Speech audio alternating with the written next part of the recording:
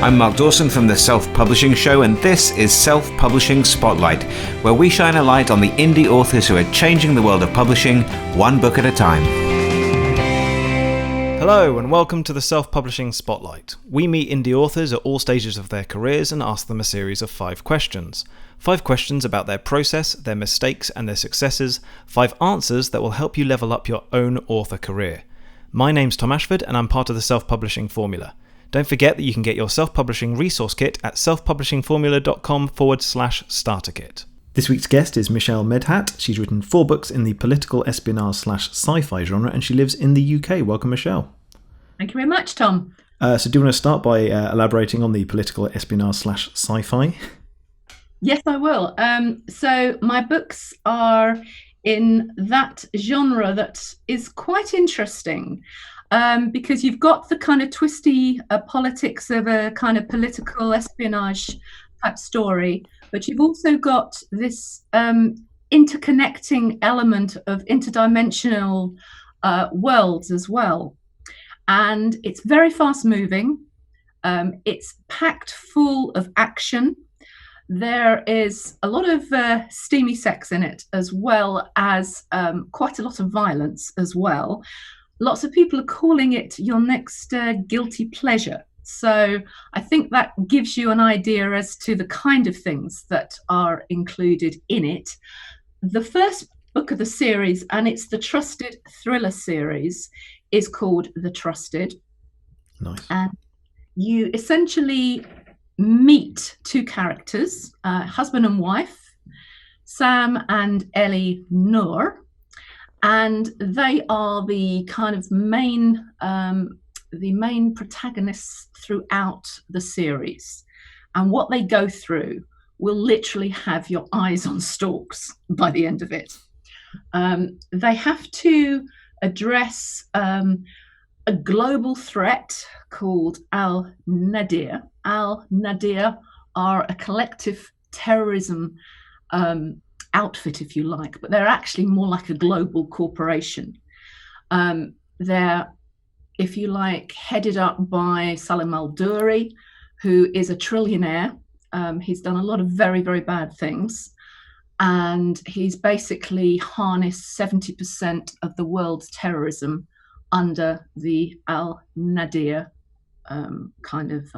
banner.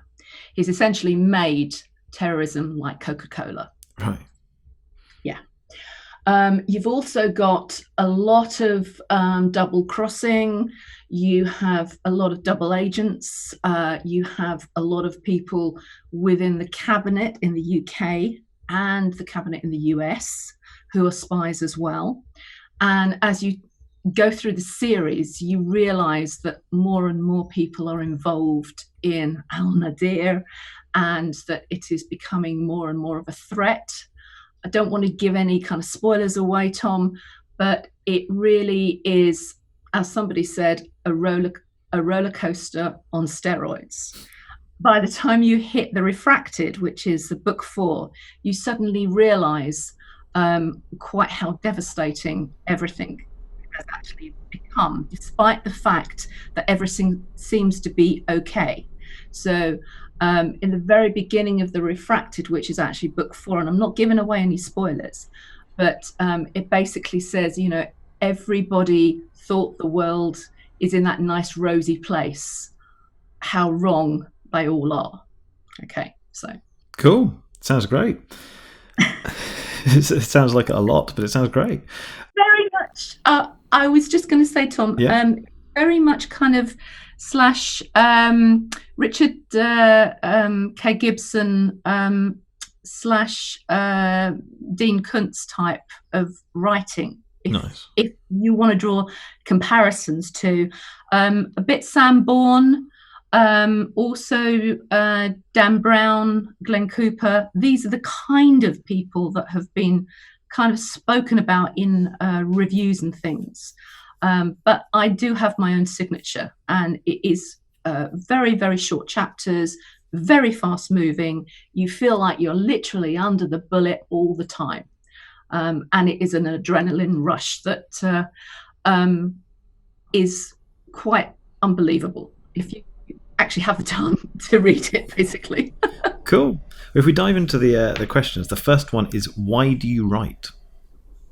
Why do I write? I write because it's in my heart. I write not through any kind of commercial reason. The first thing I ever wrote in my life, I was 4.5, and it was a poem. And I wrote it after having a dream about my grandfather. I didn't realize that he had died overnight. I had a dream about him touching my hand, and I essentially got up the next morning and wrote this poem.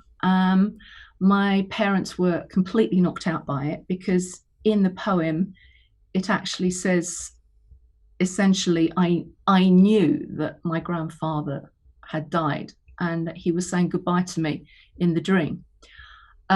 So they were pretty astonished by that.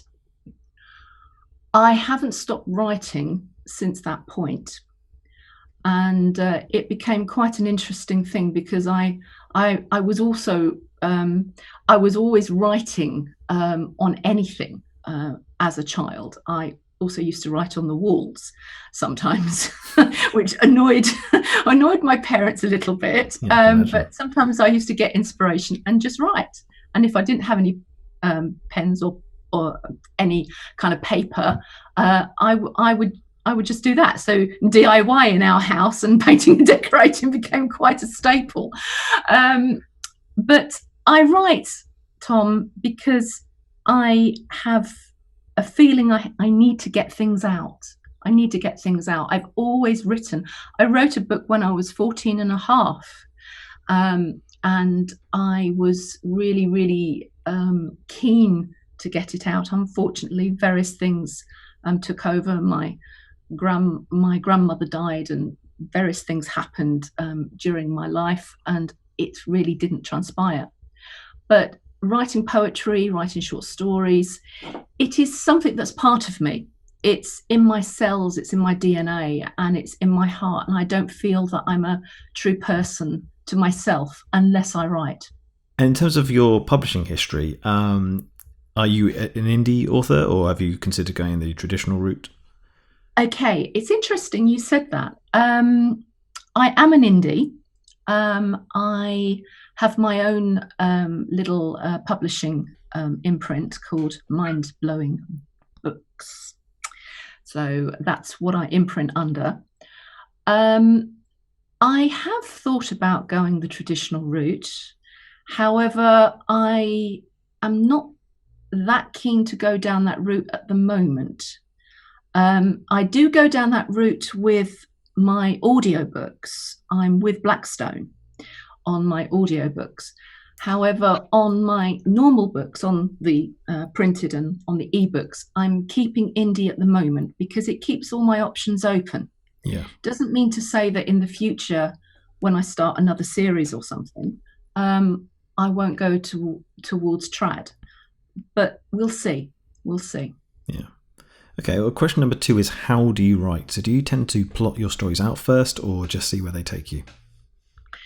Okay, now the Trusted started under another name a few years ago, and I wrote it out. I wrote the plot line straight out, and then I started to weave other aspects in. So what I tend to do is, if I have the inspiration around a plot, I will write the plot straight, and then I will mind map. Are you au fait with that? Yeah. Okay, so I mind map essentially the key characters, what they could be doing, what they should be doing, what their personality traits are. I don't use anything like Scrivener or anything like that at all. I just do it all on paper, and I get down as much information into my mind maps, and then I start to write the chapters. And that's essentially how I plot everything. I decide what they're doing, how they're doing it, the kind of things they could be doing, and I let the characters almost write themselves after that. And it just flows. It just flows. I tend to write longhand, first of all, in a notebook or in a book. I mean, people say to me, because I'm also in full-time work as well, how do you write? And I always have a notebook actually by my side, which means I'm always able to grab something, whether I'm on a train, on a plane, as a passenger in a car. That's how I tend to write. And then I will bring everything together. I will look at what I've written in longhand and then type it up. And as I type it up, more things come through, and the whole kind of chapter gets embellished with other things that actually crop up. Nice. That's how I write. Cool. Okay, we've kind of answered this, but question number 3 is, are you a full-time author? If you are, how did you get there? And if you aren't, what steps are you taking to make it happen? I would love to be, but at the moment I'm not. And this is primarily because I'm also an operations and strategy development director in the Innovation Institute, Institute, which is the professional institute for innovation in the UK. And it's my job, along with others within the institute, to actually drive innovation throughout all forms of business and industry, particularly around science, engineering and technology. Those are the key sectors. And obviously with the virus at the moment, this is actually one of the most important things within people's lives at the moment, is to innovate their own lives and innovate, trying to find cures or ways or new machines to actually support people who have got COVID. I've been hearing this morning about a new form of respirator, which is incredible. Something between, I believe it's actually Mercedes F1 and one of the universities. So it's these kind of breakthroughs that my institute, through their various techniques and kind of methodologies, and actually professionalizing innovation through accreditation and certification, actually drives. Wow, that's quite impressive. Just for the listener, I should point out that we're recording this at March 30th. So at the moment, coronavirus is still quite heavy hitting, I guess. So in 6 weeks or whatever, when this comes out, maybe things will have changed, maybe they won't have. We'll see. Let's hope so. Yeah. Let's hope so. I keep on saying, Tom, stay positive, stay safe. Yeah. You know, that is my kind of mantra that I've been pushing throughout. And I think if everybody does what they're supposed to be doing and keeps positive, stays indoors, that'll be fine. Yeah. Everything will go well. Yeah. Okay, well, question number 4 is, what mistakes do you think you've made and what have you got right? Okay, I think one of the big mistakes that I made was releasing, because the Trusted, as I inferred to you earlier, the Trusted was not the first name of the book. I don't want to say the first name of the book, but I did release it earlier. Right. It was back in 2013-14. And it was at a time, unfortunately, there was a lot going on in my life. I lost my brother, I lost my father, and then I lost my mother within a very, very short period of time. And I just did not have the energies to actually put to it. It was not the product it was supposed to be. I didn't understand anything about book marketing, which is quite ironic because quite a number of my years in various companies have been spent in strategic marketing communications. But I didn't think I needed to market my book. Don't ask me. That's a big mistake that I made. I think it was actually driven by the fact that I had too much on my mind at the time. So I think that was probably my biggest mistake, not marketing my book when it first came out, and also producing something that I didn't actually have an editor for. So there were quite a few errors and things like that. And to be quite honest, around 2013-14, the kind of marketplace in terms of actually understanding what needs to be done, the likes of Mark Dawson's 101, advertising for authors, all that kind of information about how to professionalize your writing and how to write as a product was not actually around at all. So I didn't really give much thought about it. I just put it up. I did get a lot of responses. I did have quite a number of interviews in the US and the UK. Quite a lot of people were talking about it as well because of the nature of the things that it had in it. But it wasn't the complete book that I really wanted to write. So I have subsequently depublished it. I shelved everything completely and then rewrote everything. So the Trusted Thriller series is, if you like, a shadow of the book that I put out in 2013-14, but it's far, far, far stronger. I have a full team of people doing formatting, editing, graphics, etc., who I work with, and they have been unbelievable. And they have really helped me. And I think in terms of what I've got right, I think first and foremost, it has to be the cover. The cover gives that kind of element of espionage or spy thriller, but because of the kind of concentric elements around the sort of main outline of the woman on the steps, it kind of like gives an otherworldly element to it as well. So this is not just a straight thriller. There is something else going on as well. And I think the embodiment of that really, really helped incredibly. Right. I think also understanding what my characters were really up to, because I actually deconstructed the whole book. I mind mapped it and I rewrote it. That helped me no end. And I think people have now got a story that is unputdownable, very, very fast paced, full of technology. There's nanotech, there's biotech, there's quantum, and even the technologies that I bring from the interdimensional world, and this is important, are all invested in actual science, right, to a point where for the last few weeks I've been coming up with various articles. Various articles have actually been popping up that have identified the fact that one of my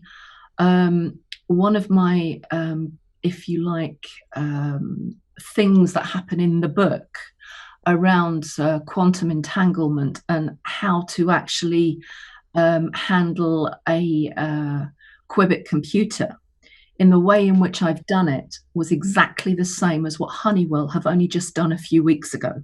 Nice. But I wrote this, in 2018. So we're talking about something that Honeywell's only just done.